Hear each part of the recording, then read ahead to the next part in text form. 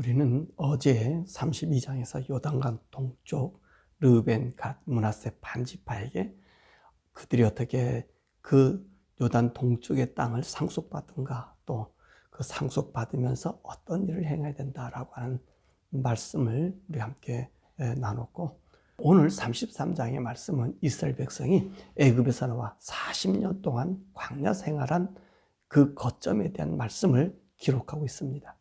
5절에서부터 16절의 말씀은 애굽에서 신의 광야까지의 여정을 우리에게 말씀해 주시고 있고, 16절에서부터 36절의 말씀은 40년간 이 광야에 있었던 그 여정을 말씀해 주고 있고, 이제 37절에서부터 49절의 말씀은 가데스에서 모압까지의 여정을 우리들에게 말씀해 주고 계십니다.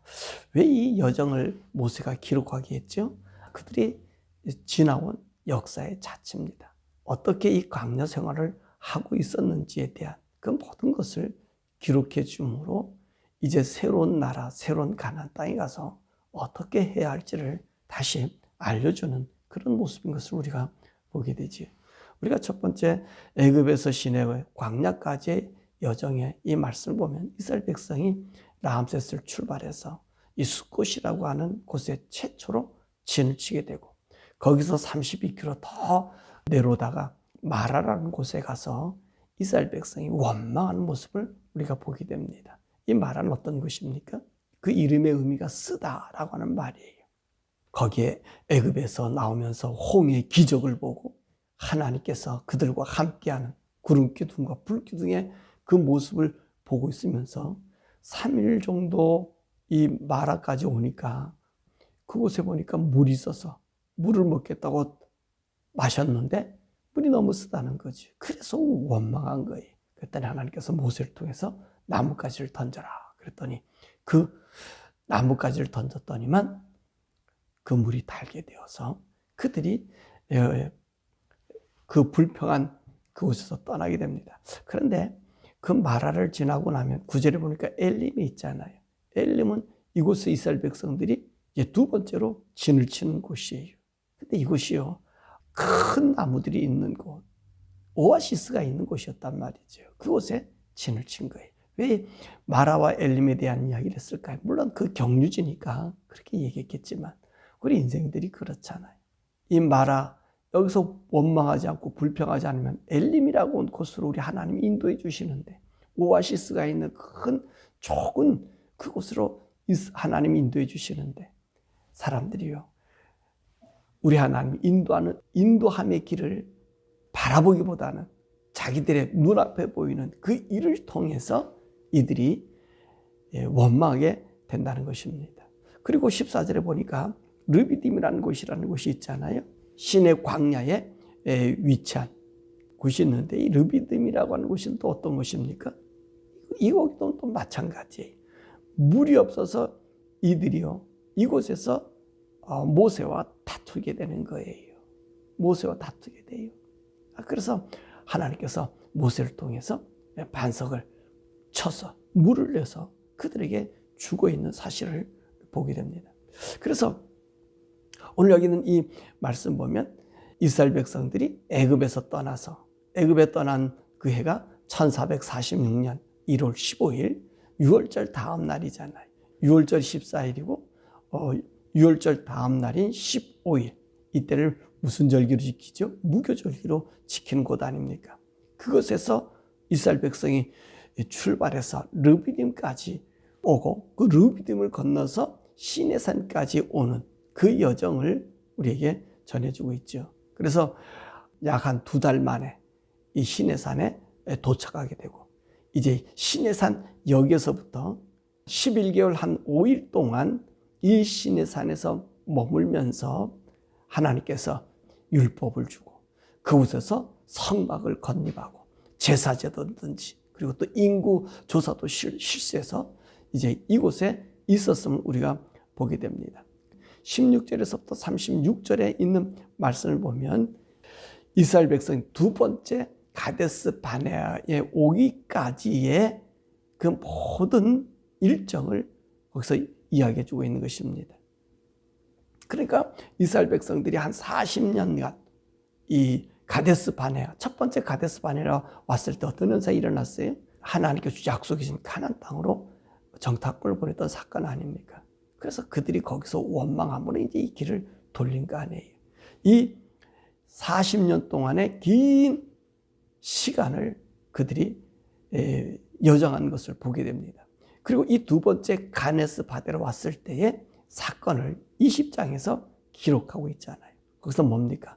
38년 만에 모세와 아론이 그들을 다 이끌고 가데스 바네아로 왔습니다. 광야 생활을 접고 그리고 가데스 바네아 왔는데 거기서 똑같은 현상이 일어나잖아요. 첫 번째 가데스 바네아 왔을 때는 우리를 다 죽게 한다. 그리고 전 난리치다가 그래 쫓겨서 이제는 광야로 돌아온 신세가 되었는데 38년 만에 다시 찾은 이 세대들 아닙니까? 거기서는 어때요? 산골짜기 좁다 그러고 물이 없다 그러고 그러면서 원망하게 되잖아요. 그때 모세가 어떤 일을 합니까? 엎드려서 빌고, 그러니까 하나님께서 모세에게 뭐란 말이에요? 저 바위돌을 명해서 물을 내라. 그런데 모세가 그 바위돌을 명한 게 아니라 그 바위돌을 쳤잖아요. 얼마나 답답했겠어요. 우리 민수기 20장에서 이 말씀 우리가 배웠는데 얼마나 답답했어요.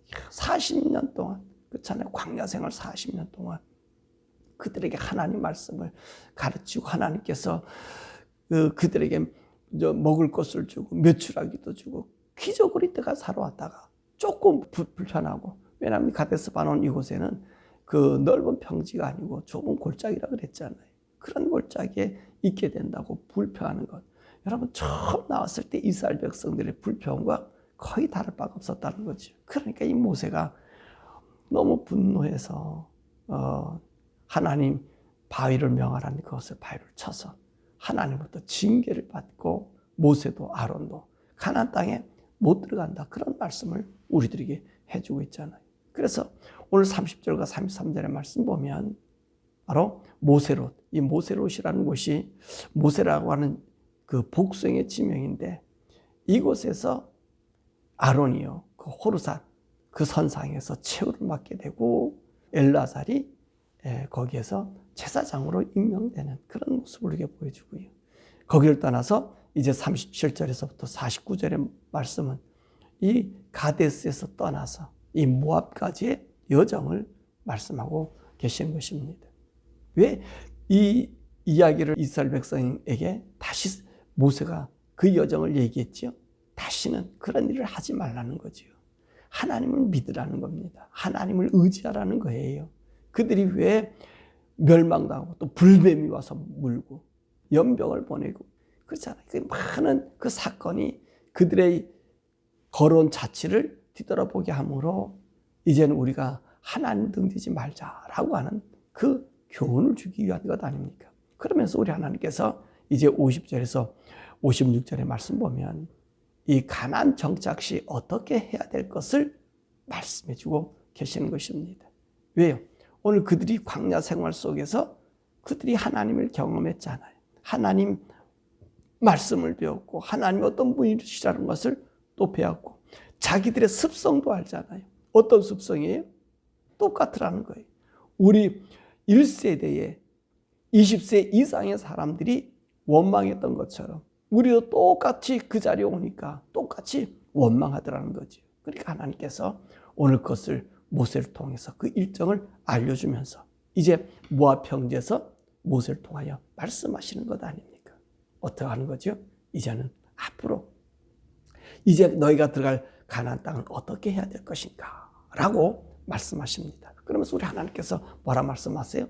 가나안 땅에 들어가면 여기서는 너희가 스스로 하나님께 원망했지만 거기는 이방의 요소가 많이 있다는 것입니다. 첫 번째 정탐꾼들의 얘기가 뭡니까? 그 성은 견고하고, 그렇죠? 그 성은 견고하고 네피림 같은 안악자손이 있고 우리가 도저히 침범할 수 없는 그곳이다 라고 얘기하잖아요. 여호수아 갈렙은요, 그들을 향하여 뭐라 그러죠? 그들의 신은 떠났다 라고 얘기하잖아요. 우리는 그들을 이길 수 있다. 그들을 삼킬 수 있다. 그들은 우리의 밥이다. 이렇게 얘기했잖아요. 그러니까 다른 사람의 시각은 어떤 시각이죠? 거기 신들이 장대하다는 거죠. 그러니까 우리 하나님께서 다시 그들 10명의 정탐꾼과 같은 생각을 할 수 있을 것 같으니까 하나님 뭐라 말씀하세요? 내가 가나안 땅을 정복할 때 우상 그리고 거기 있는 족속 모두를 몰아내라. 그렇게 말씀하십니다. 이것은요, 이스라엘 백성들이 경험했잖아요. 모압 평지에서 경험했잖아요. 미디안 사람들을 정벌할 때 그 얘기 하잖아요. 왜 미디안을 정복했어요? 그 사람들이 이스라엘 백성을 불러들여가지고 우상의 제물을 먹게 하고 범죄하게 만들었잖아요. 그래서 연병이 나서 24,000명이나 죽었잖아요. 이게 마찬가지로 너희도 그 땅에 들어가면 이제는 광야는 철저히 하나님이 보호해 주시는데 그 땅 가니까 그 문화와 그 삶에 젖어 있는 사람들이 빠따게 된다는 거지요. 그러니까 하나님 뭐라 말씀하세요? 거기 있는 우상을 다 제거하고 거기 있는 사람들 어떻게 하라고 그랬습니까? 다 죽이라 그랬죠. 다 죽이라. 왜? 이스라엘 백성들이 이 모압 평지에서 그 미디안 여인들과 우상에 섬겼던 그것에 넘어갔잖아요. 하나님만 섬기고 하나님만 바라고 하나님만 교육했는데 잠깐에 사람들이 와서 그 문화가 접하니 그들의 습관을 받아들인 것 아니에요. 그래서 멸망당하고 고통이 온 것 아닙니까? 그런데 그 땅에 들어가면 만약에 그들을 남겨놓으면 어떤 현상이 일어나요? 모두가 삼키게 된다는 것입니다. 그러니까 하나님께서 뭐라 말씀하세요? 내가 준 그 땅에 들어가거든. 그 땅은 어떠한 땅이 하나님이 하나님 백성을 삼아 주려고 만들어 놓은 그 땅 아닙니까? 거기 있는 모든 우상을 두려워하지 말고 다 제거하라. 그렇게 말씀하시고 또 그 땅에 가면 너희들 서로 욕심이 생겨지니까 그 땅을 분배할 때 많은 숫자를 갖고 있는 지파에게는 넓은 땅을 주고 또 그와 같이 못할 때는 그의 형편에 맞게 그 족속의 숫자에 맞게 땅을 분배하라고 이야기하고 있습니다. 왜 그러죠? 우리 하나님은 항상 공평하시다 그랬잖아요. 그리고 우리의 탐심을 버리게 하시잖아요. 그것을 이들에게 말씀해 주고 계시는 것입니다.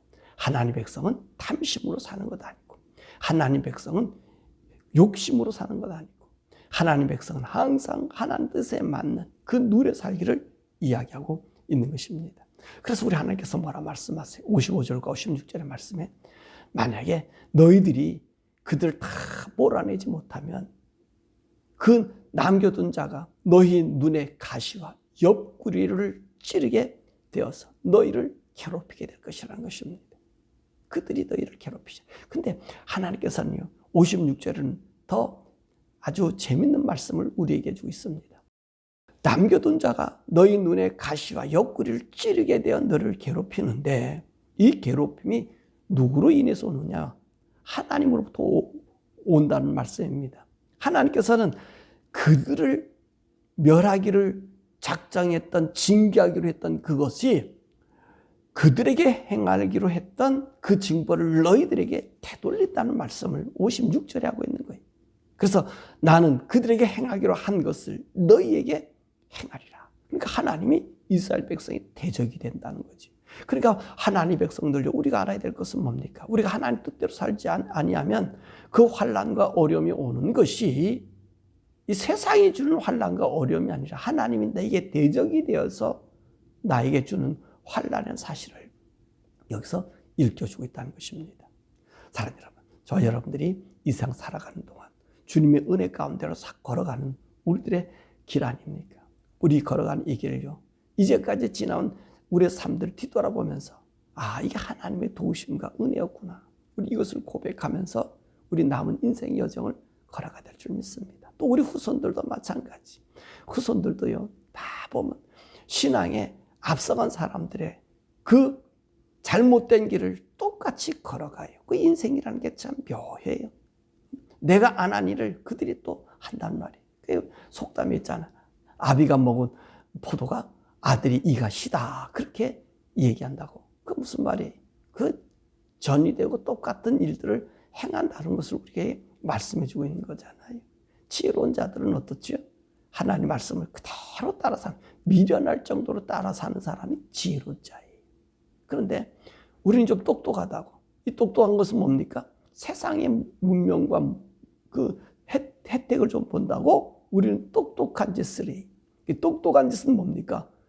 하나님이 오히려 우리 자신의 옆구리와 눈에 가시가 되도록 찔러지는 일을 행하고 있는 것을 보지 않습니까? 여러분과 제가 경험해온 사건 아닙니까?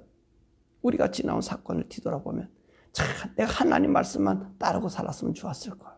그런 게 많잖아요. 그렇죠? 저 같은 경우도 너무 많아요. 아무리 힘들고 죽어도 우리가 사명길 걸어가는 길, 우리 주님이 우리를 불러서 너가 이 땅을 이렇게 살아가라. 그렇게 내게 주어진 소명길을 말이, 그 소명을 내가 사명으로 가져가면 우리 하나님께서 평탄한 길 주잖아요. 이 광야길 정말로 40년 동안 이스라엘 백성들을 움직였던 그 길을 보세요.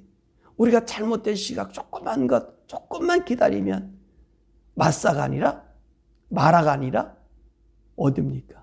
엘림이 기다리고 있는데 그 한순간을 기다리지 못해서 불평하고 원망하고 그렇잖아요.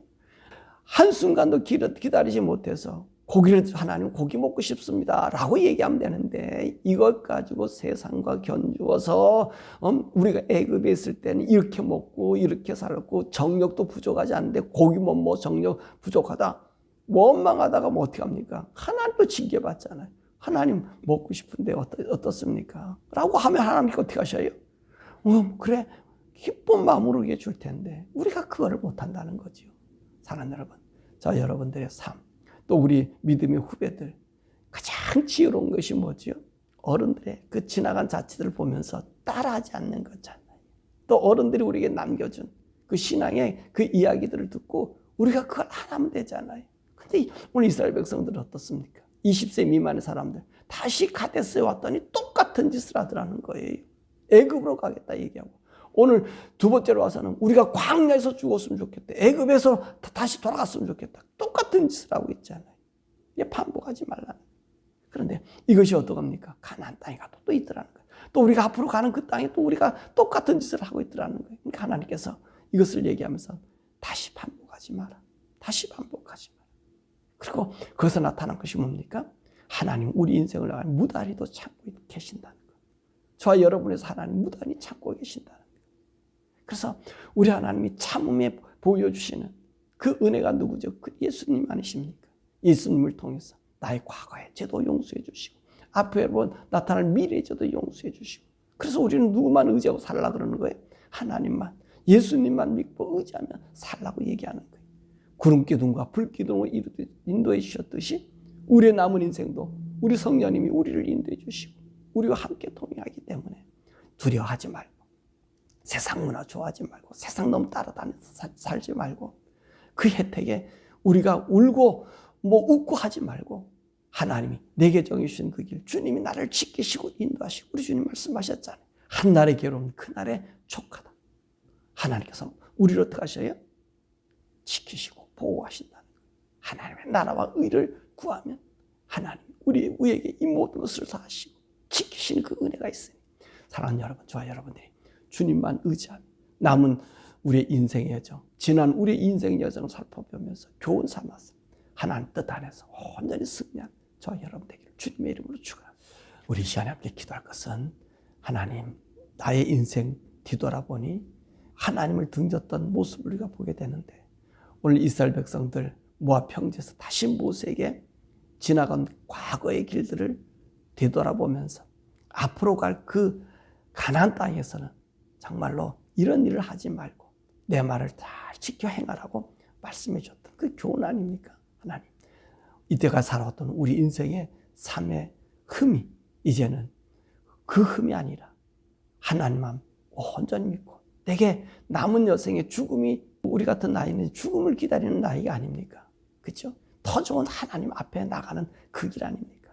그 길을 잘 준비하도록 남은 인생은 원망함이 없이 하나님 말씀만 의지하며 살아갈 수 있는 우리들, 우리 후세 세대는 남은 우리 인생의 삶을 보고 그 믿음의 자체를 따라올 수 있는 모든 일이 되게 해달라고 우리 주여 부르고 하기